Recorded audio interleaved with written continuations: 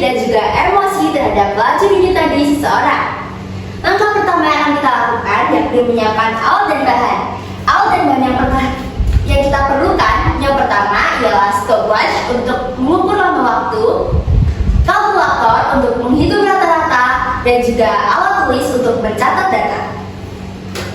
Langkah pertama yang akan kita lakukan yakni duduk santai selama 1 menit. Di awal, tadi saya sudah menyinggung mengenai body mass index. Kira-kira apa sih itu body mass index? Body mass index sendiri biasanya digunakan untuk menentukan seseorang itu obesitas atau tidak, yang memiliki rumus massa dibagi dengan tinggi. Dan body mass index sendiri ialah sesuatu yang kompleks, dipengaruhi oleh massa otot dan juga massa lemak dari seseorang. Semakin tinggi massa otot seseorang, maka laju denyut nadi seseorang tersebut akan semakin rendah dibandingkan orang yang memiliki massa otot rendah. Sebaliknya, massa lemak jika semakin tinggi, maka laju denyut nadi seseorang itu akan semakin meningkat. Berbanding terbalik juga dengan orang yang memiliki massa lemak yang rendah. Sehingga didapatkan seseorang yang memiliki body mass index tinggi akan memiliki laju denyut nadi yang lebih tinggi dibandingkan orang yang memiliki body mass index rendah atau normal. Setelah 1 menit, kita akan menghitung laju denyut nadi pada bagian pergelangan tangan. Mengapa kita harus menghitung laju denyut nadi pada bagian pergelangan tangan ini? Hal ini dikarenakan ketika jantung memompa darah kayak O2 ke seluruh tubuh dan ketika arteri radialis berkontraksi, pada bagian ini lebih terasa denyutannya. Selain karena arteri radialis berada pada dekat dengan permukaan kulit, arteri radialis juga dibantu dengan struktur keras yang disebut juga dengan tulang radius, yang menyebabkan adanya sensasi denyutan yang dapat kita hitung sebagai denyut nadi.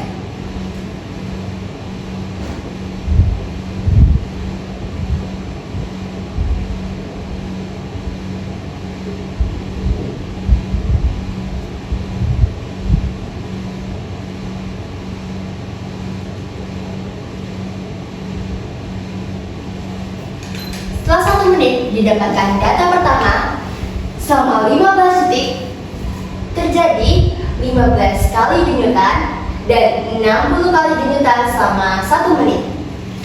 Langkah berikutnya kita akan menghitung ulang banyaknya denyut nadi selama 15 detik sampai dengan 1 menit.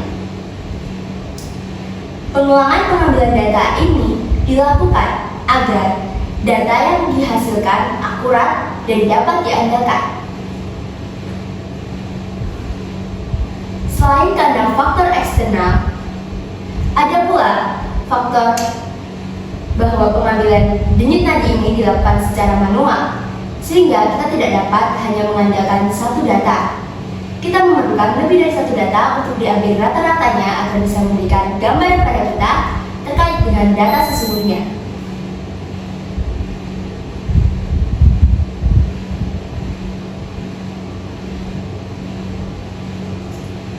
Faktor eksternal lainnya yang dapat mempengaruhi kesalahan dalam penghitungan yang pertama yakni konsentrasi, yang kedua ialah teknik yang digunakan, dan lain-lain.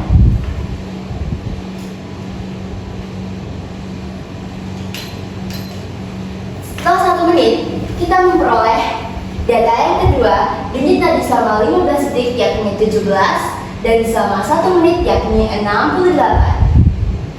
Dan kita akan mengambil data untuk yang terakhir kalinya, yakni yang ketiga selama 15 detik sampai dengan 1 menit. Selain body mass index atau BMI yang dapat mempengaruhi laju denyut nadi seseorang, ada pula aktivitas fisik dan juga emosi. Semakin tinggi aktivitas fisik seseorang, maka laju denyut nadi seseorang itu akan semakin tinggi, dikarenakan otot memerlukan nutrisi dan juga O2 yang lebih banyak untuk berkontraksi, sehingga laju denyut nadi kita akan semakin cepat. Begitu pula dengan emosi. Misalnya, pada saat seseorang stres, tubuh akan melepaskan hormon adrenalin yang dapat menyebabkan tubuh berada dalam kondisi fight or flight, sehingga laju hijau tadi akan lebih cepat.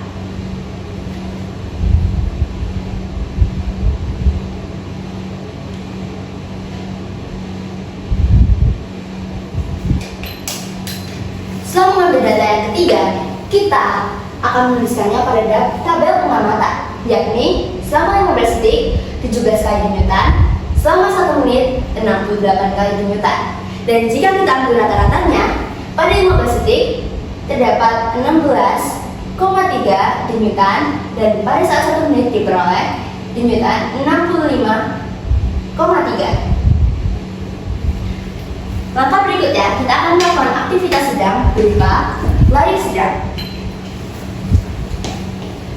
Lari kecil ini dilakukan selama 1 menit ya.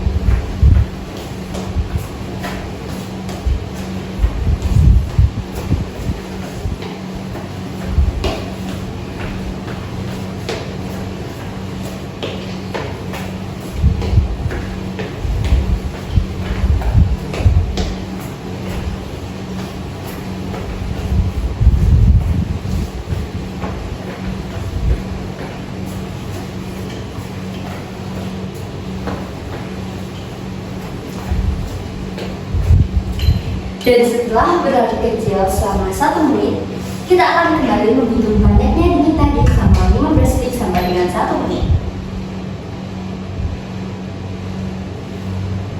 Nah, mengapa variabel bebas yang kita gunakan dalam ranking kali ini, yakni duduk santai dan juga berlari kecil? Hal ini dikarenakan untuk membedakan antara aktivitas ringan dan juga aktivitas sedang yang dapat mempengaruhi laju tadi sesuai dengan penjelasan saya barusan.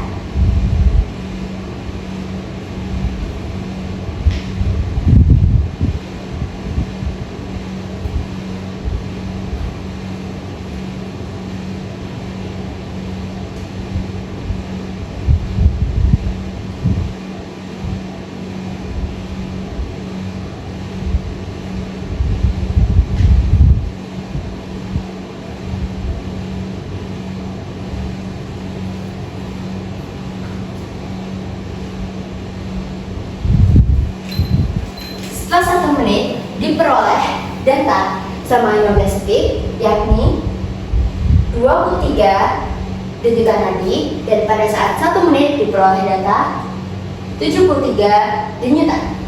Kita akan mengulangi aktivitas lari sedang lagi untuk mendapatkan data yang kedua.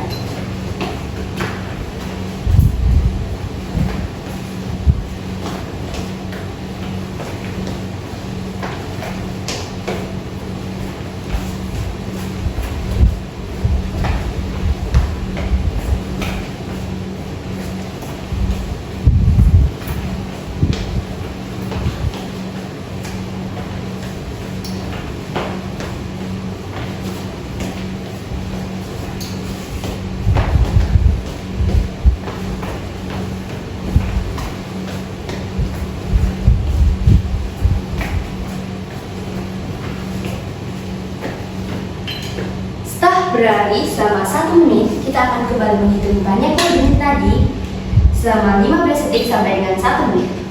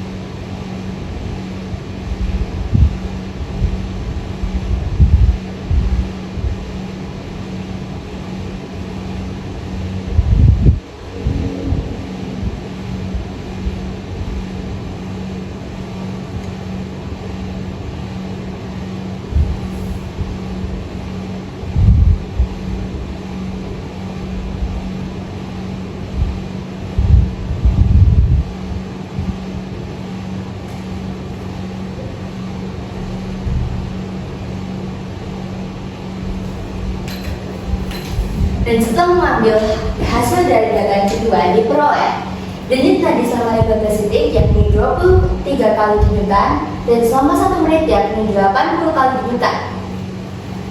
Langkah berikutnya kita akan mengulangi langkah yang sama untuk mengambil data yang ketiga.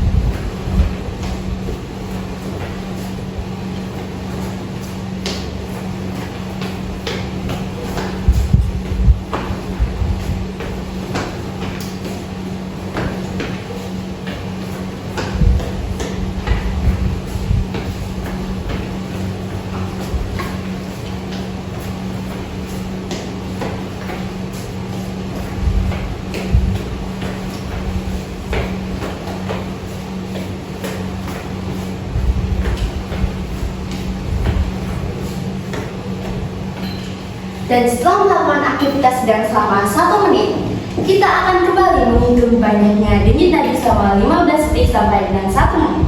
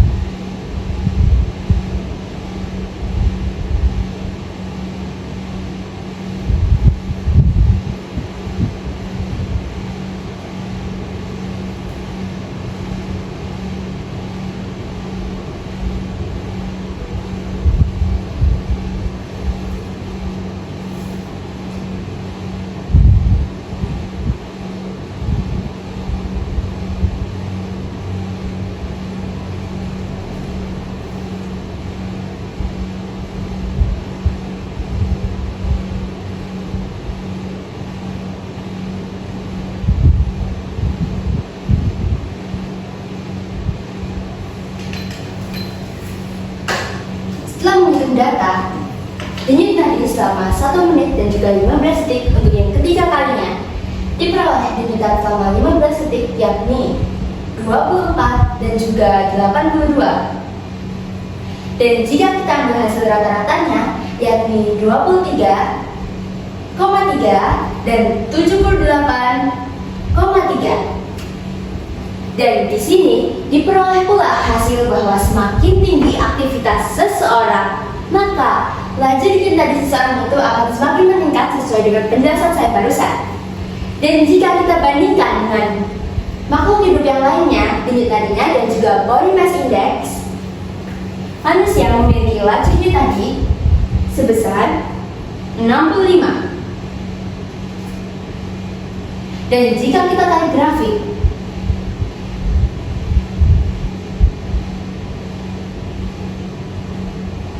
akan menghasilkan hal berikut. Sesuai dengan penjelasan saya bahwa body mass index adalah sesuatu yang kompleks, tidak hanya dipengaruhi oleh massa suatu makhluk hidup, tetapi juga massa otot dan juga massa lemak. Sehingga dari praktikum kali ini dapat disimpulkan bahwa body mass index, aktivitas fisik, dan juga emosi seseorang berbanding lurus dengan laju denyut nadi seseorang. Dan itulah adalah praktikum yang dapat saya lakukan pada kesempatan kali ini.